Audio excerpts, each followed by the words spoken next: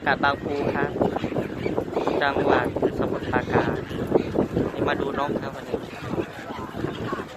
นกเยอะมากเลย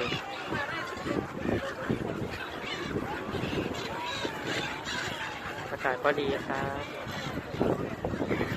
จะมีนกประมาณ500 สายพันธุ์ส่วนมากจะมีช่วงฤดูหนาวนะครับ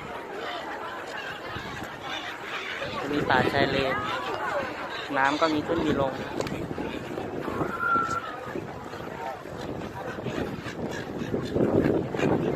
แล้วก็มีศาลาสุขใจ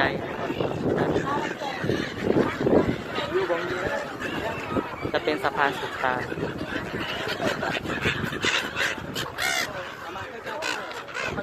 สวยมากครับอากาศดีครับ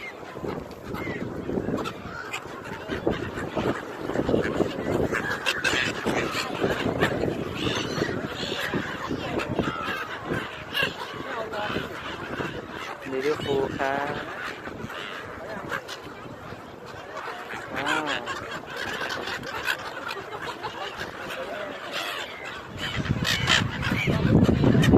At night too? Yeah. At night? Yeah. Beautiful.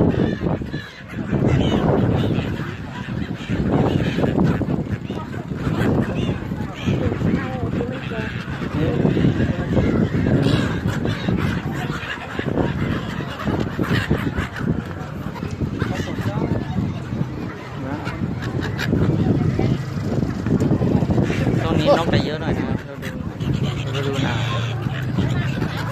รถอพยพมาจากที่อื่น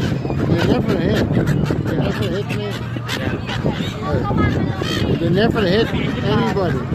People, person, no.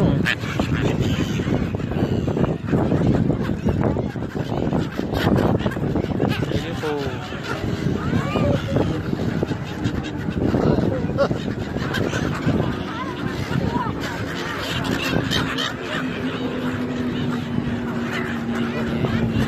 สวยมากเลยครับยามเย็นครับ You make video? Yeah. Oh, good. I'm putting it on YouTube. Yeah. Beautiful. Slowly, slowly. Welcome to Thailand ครับ beautiful. Hey, hey, beautiful. Yeah.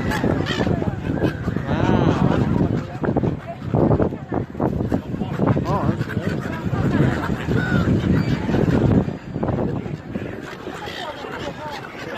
Not good, not good. The sun. Yeah. Not good. ก็มืดๆหน่อยนี่แสงสว่างโอเคหน่อย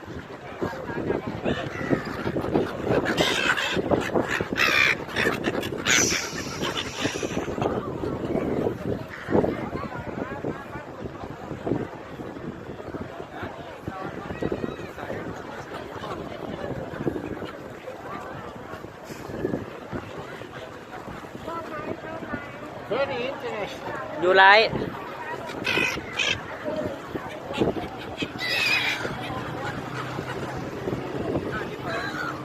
But they never hit. No, no.